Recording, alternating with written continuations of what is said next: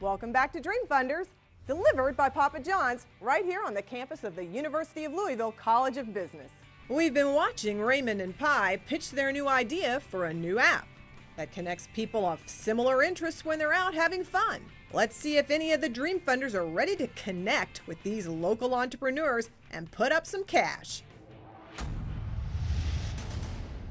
One of the things that's going to be most important for us to make this a viable mobile app is having a critical mass of users.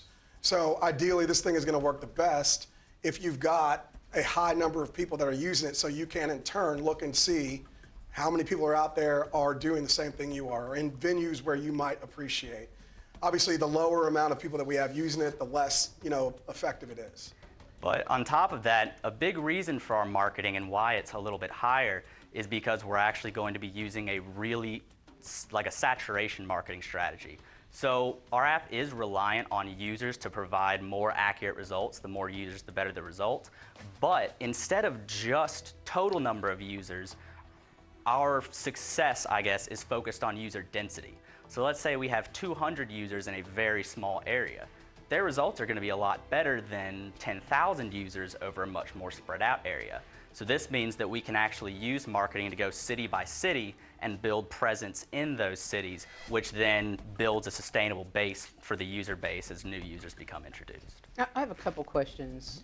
One is, what is your relationship with influencers? Because more than just throwing $100,000 at marketing, we all know that's nothing. It's not going to do anything. So one of the biggest things that I talked to my partner about was the idea of having influences as the core influence in any particular city. We've had the opportunity to talk to a couple promoters in town that we felt would have significant benefit to us because they know the community well, they know where people are, they know the hot spots and the most viable opportunities. So being able to create that relationship and the partnership with those influencers is extremely important. And then from that, being able to build a template that we can use to mimic that in cities as we go forward. So that relationship is core to what we're doing. We've had the opportunity to speak with some here in town that we feel are very influential, and they've kind of given us the thumbs up that that's something they would be appreciative of and could see where there's a significant opportunity there going forward. It just almost seems, though, that you need online influencers in order to motivate people to download the app. Of course. And that's really going to be a big differentiator. So my other question was, you're valuing the company at $500,000. Why? Right now, just because of not only growth potential, but we do already have some investors on board. So, and that's something that we can talk about off air. But that's the main reason, and just because it has so much potential right now, there's a lot of different ways that we could leverage the data we would be able to generate off of an app like this to really go far in helping a lot of companies structure their marketing efforts more clearly, as well as helping local businesses to get more people to come in. How much money is invested in this right now? How much right now, we have a little over 10,000. All right, funders, we're going to have to make some decisions here at this point. So where are we at on this, guys? I'd say that, since it's pretty early in your stage, and have you written a business plan? Yes, or in the process. Okay, so when you get a business plan, if you need some help or we can help you, I can help you, we need to get you a business plan and tell us where this money is going to go and how you project your earnings so that we have an end game. Right. So that's the only thing I can offer you. You got to get a little further along. From my standpoint, I'm mostly focused on physical products, so I think this is not my area of specialty. I love digital. This is a concept right now, and once you get through a beta period where you can tell me how people respond to it, if in a town as small as Lexington, you could reach, a level of saturation, then I might be interested. And that's what I feel too. If Cindy takes a look at it, knowing this product much more than I do, then if she says that it's worth something, I may be willing to invest some money in it. But I have no idea how you get an app like this developed and get it out on the street, and more importantly, how you're going to market it. How you drive users.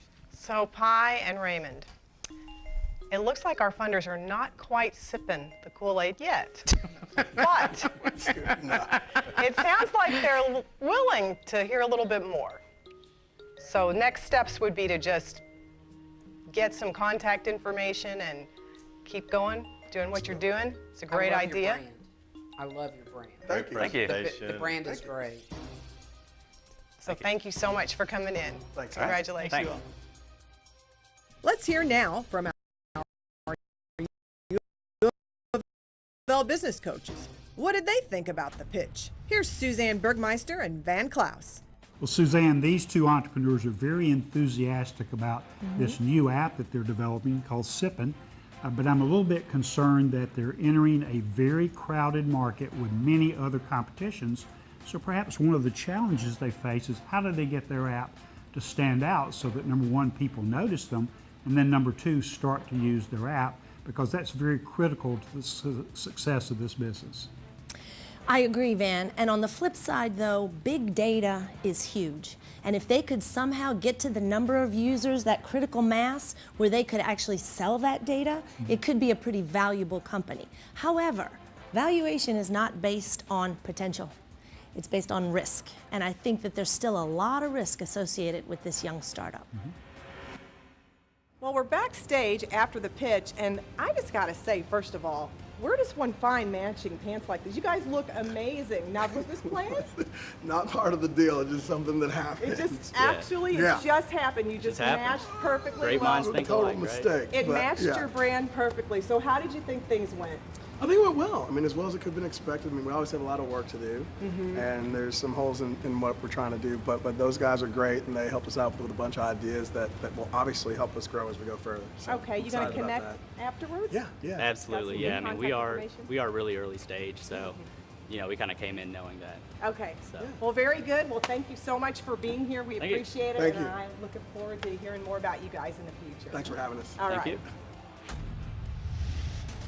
Up next, a fashionable way to be spiritual. Meet the local woman turning Bible verses into purses. I have a passion for Christ and a passion for purses, so just merge them together. Will any of our investors loosen up their purse strings and invest in this unique line of accessories? Stay with us for that next on Dream Funders.